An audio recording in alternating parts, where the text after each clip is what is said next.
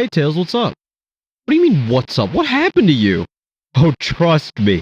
You'll find out about that later. But anyway, you seen that new Girisco video? What do you mean, the one from like 3 months ago? What other one is there? Okay, yeah, his upload schedule is terrible, but no, I meant the one about us. You know, the two of us standing here, the one that's starting right now. Oh boy. Alright, let's be realistic. Considering the results of this poll, I don't think I have to tell you who Sonic.Exe is or what the story's about. And yes, I do realize that now the poll is different, okay, but when I took this screenshot, Sonic was winning, so that's what you're getting. So, anyway, I'm not gonna tell you who Sonic.Exe is or what the story's about, but I will pose a question to you. How good of a villain is Sonic.Exe? You know, how terrifying is that creature? Yeah, I can't believe I just said that either, but trust me, it will be important to keep in mind for this video. Granted, this won't be like a Vile Eye style villain analysis, because, I mean, look at the poll, I'm obviously saving that for a different series, but it will be something I'll revisit as I pick apart this game. Or games, I guess, since there's more than one, but that being said, many variations of Sonic.Exe seem to prefer starting with the same victim. Tails. Which actually leads us right back into the intro because just after that scene, Tails ends up in Hill Zone. Now, depending on the version of the game, it's either called 1 or 2, but that doesn't matter because the overall sequence is both very similar and very unnerving. Now, before I show you this sequence, I just want you to remember what the original Sonic.Exe does to Tails, you know, how creepy it is or whatever. He takes Tails to play hide and seek without anywhere to hide and really a lack of seeking since Sonic is so fast, and then, well, he attacks Tails and we get that iconic scream from the movie Slugs. There is an Easter egg in version 7, but all that leads up to is Sonic taking you back to the first level, so I mean, I guess that is a level of psychological torment, but that's about it.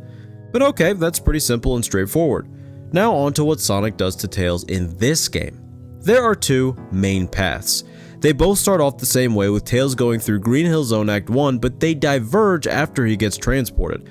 Besides the different looks, the names are also slightly different, like I said earlier. Now, I'm not going to name every little difference in detail, so if you want to see those, I'd recommend either playing the original games linked below, or checking out this video on my second channel where I pretty much covered every secret already, and by the way, I will be uploading on there like once or twice a week, every single week. I'm grinding now, I promise, okay?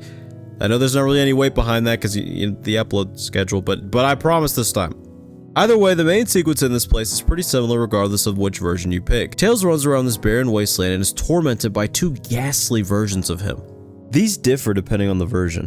One is missing eyes, with the other in said version missing the top of its head, and in the other version it lacks a face, and the other lacks a head. You can interpret these a couple ways.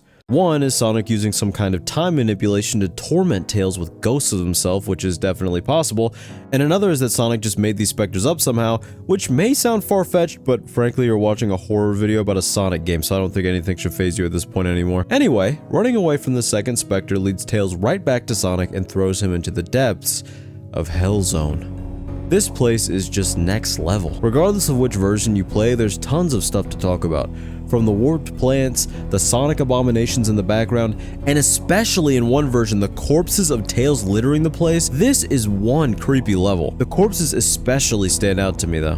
One thing I find interesting about this is all of these corpses of Tails. It makes me think that Sonic has some type of time manipulation ability, where he goes and he takes out Tails in all these different ways, and then takes his corpses and places them along for the next Tails and the next Tails and the next Tails.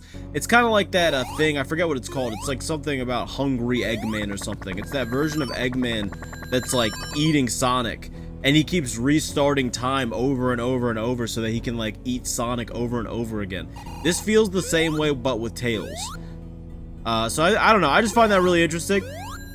And it's a very terrifying concept as well for a horror character, because you know, when you think about Jason or you think about the Scream guy, who are, well, Jason's not a regular person, but you know, you think of these humanoid people, some of them may have like supernatural abilities, but you can get away from them. They can't manipulate time and space, right? But then you see something like this and it's like, no matter what you do, even if Tails actually managed to escape from Sonic, Sonic would probably just reverse time and then kill Tails anyway. Tails' endings are completely different as well, depending on the version. In one version, Tails discovers Sonic trying to summon some otherworldly being or something and promptly gets chased away for having bad manners, while the other version of Tails just kinda gets a brutal wrestling combo. I wonder where Sonic learned that. But anyway, yeah, you're probably wondering about all the secrets, or I guess just Tails' different fates. So, we got Sonic manipulating matter to turn a regular tunnel into a cavern of teeth where he eats Tails, Sonic turning into a giant spider and chasing Tails down, giving him false hope of escaping before leading him straight into his web and eating him, drowning him in a stone tomb, taking his eye out before setting him into a burning jungle, catching him and decapitating him in said jungle, and finally, if he escapes the jungle, burning his face off in lava.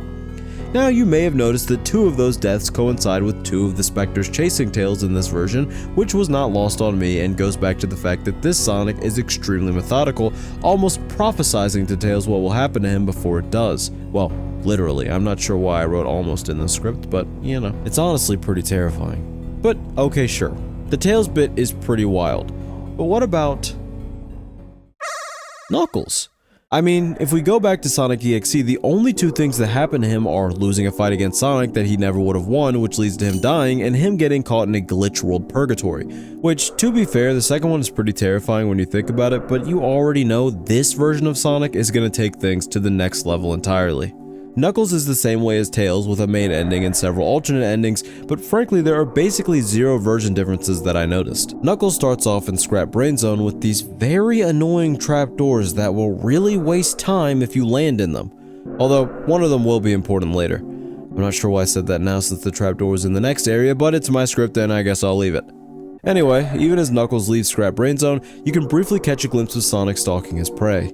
As Knuckles runs through the ironically named You Can't Run zone, Sonic continues to chase him and the world becomes darker and darker. And speaking of the world, while it may be less unnerving than Hell Zone, it still is pretty creepy.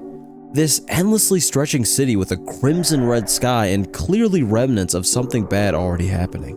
Did Sonic eliminate the residents of this city, or are these all that remains of other iterations of Knuckles? Eventually, as things get darker, Knuckles will arrive to Sonic, who's already waiting for him.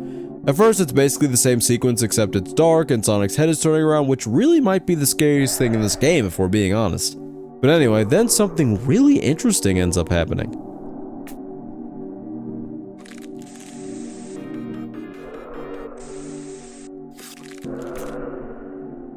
So here's what I think about this sequence, and I could be wrong, but it's a Sonic theory. I don't think it's life or death here. Or, I guess it is, considering what just happened to Knuckles. So personally, I think this could be one of 2 things. One is that Sonic could be tormenting Knuckles by confusing him, showing him an image of a corrupted Tails to make him question who's truly attacking him and what his reality even is. I think that seeing your innocent friend as an evil being right before you're taken out would be pretty devastating. The second is that this is actually happening, whether Sonic is showing him an alternate universe or whatever. I think that if that's the case, Sonic could be doing that to show Knuckles that even if they survived, they would always end up corrupted. In some of these games, we do see EXE versions of Tails and Knuckles, so this actually would make a lot of sense. Now, for the alternate endings, we have a different mix here. One goes back to the panels I mentioned earlier, where a monstrous version of Sonic will be waiting there to eat Knuckles. We also have this corrupted Sonic that crashes your game, Knuckles getting thrown into that intangible error world, and finally, the longest ending that holds another interesting piece of information. If you take an alternate path right before you get to the main ending, you'll end up running through a tunnel of Sonic abominations, only to be attacked by another warped version of Sonic. Who knows if any of these are original or if they're all just puppets. Also, much like Sonic does to Tails, he purposely chooses to injure Knuckles in a way where he's still able to survive, just with much increased difficulty. It just adds to the torture both psychologically and physically, which, from my memory, the original Sonic.Exe didn't go nearly as far to do. In the area Knuckles gets transported to, there's only 2 options as always: make it to the end or die. The way you do the latter is by falling anytime you're over these Sonic hands, which will cause you to be eaten, or by being eaten by Snake Sonic in a later chase sequence. A sequence that I couldn't do for some reason because my game wouldn't let me move on the second part, and I don't know why. Maybe Sonic has infected my PC, I don't know. Anyway, if you get to the end, you end up in an area where Sonic is tormenting you in the foreground and the background and actually just the ground in general. After enough crawling, Knuckles will happen upon Sonic's hands holding the Super Emeralds, which canonically are like the strongest power boost in the Sonic universe, I think. They basically give you unlimited power if you use them, which could explain why Sonic can do all these things. Well, maybe, because in the next sequence, Sonic easily smashes what I believe is just the Chaos Emerald and says that they're all just merely toys. This could mean that the Super Emeralds are just for show, or that Sonic is again psychologically tormenting Knuckles by bluffing, because either way Knuckles won't know, and it would just make him feel that much more powerless. So that's basically that for Knuckles. I guess that means we only have one more person, and that would be Eggman. Yeah, I know you already knew that, but just let me be dramatic, okay? So in Sonic.Exe, basically all that happens is that Sonic catches Eggman and takes him out. Not really very methodical with any alternate endings or anything, except for the fact that he was waiting for Eggman, so I guess he did give him a false sense of hope, but yeah, no time manipulation or transforming or anything. Eggman's area definitely got an upgrade from the original, and we can see him tracking Sonic on his screens, and also the fact that his helicopter is damaged, showing Sonic probably allowed him to escape already. He's also got Tails doll in there, which I probably would have had activated since, you know, evil Sonic is after him and he probably needs as much help as he can get. So there's only one thing to actually do, and that's to sit down at his computer where you take control of Metal Sonic remotely. Wherever Metal Sonic is has already been infested by the indestructible virus also known as Sonic. Or I guess Sonic.OMT. I don't think I ever even specified what version of Sonic this is, but it's fine. It's crazy how this version of Sonic can take up as much or as little space as he wants. He can create seemingly infinite versions of himself if he wants to. It kind of reminds me of a powered up version of Shin Sonic. And yes, I know a new episode of that series came out, but give me time, I'm rusty, okay? So Metal Sonic basically has to shoot energy balls at these grotesque Sonic pillars. As the level continues, there's also all these power-ups in the background that happen to be the speed boost one, which I feel like just represents how fast Sonic is, or maybe it's just Sonic tormenting the player by keeping these boosts out of their reach, or maybe Eggman's just, I don't know, keeping them so he can be as fast as Sonic, I don't know. Eventually, you encounter Sonic, and no matter where you turn, he's waiting for you. You're just completely helpless. Eventually, he crushes Metal Sonic and then pulls a Mandela catalog by showing up through Eggman's computer and taking him out. It's kind of insane how many powers this guy actually has. I'm sure one of those like power scaling editors would have a great time analyzing this guy. Anyway, there is a bit more for Eggman in another scrap demo. So, he gets crushed by tentacles, eaten, impaled, I think, and decapitated. You know, basically the usual at this point. Sonic so far, in this video, has gone above and beyond to manipulate time, possibly manipulate space in the case of Knuckles, manipulate matter on many occasions, psychologically torment his victims through stalking them or purposefully injuring them but letting them think they got away, and even somehow transported himself through technology in his own universe. And I probably missed something, even though I'm the one writing the script. But yeah, I mean, if all that didn't show you that this is one of the most terrifying iterations of Sonic, then I honestly don't know what to tell you. So that was really the video that he chose to come back with after like 3 months? Oh, come on, Tails, it was pretty good. Really captured my evil side. Yeah, and it really captured my dead side. Why do we sound exactly the same? Why did nobody address that earlier? And why does this guy always have to do these stupid skits now? It's ridiculous. I mean, geez, come on, Tails, you're more negative than me. And I mean, you see what I just did, like, come on. Okay, you're right. I guess it could have been worse and probably more annoying, maybe? I mean, I guess we'll just have to see what he does next. Exactly. Alright, now that the video's over, you want to get some chili dogs or something, because I'm Sonic? Or evil chili dogs, because I'm evil? I don't know how to end this video, just cut me off.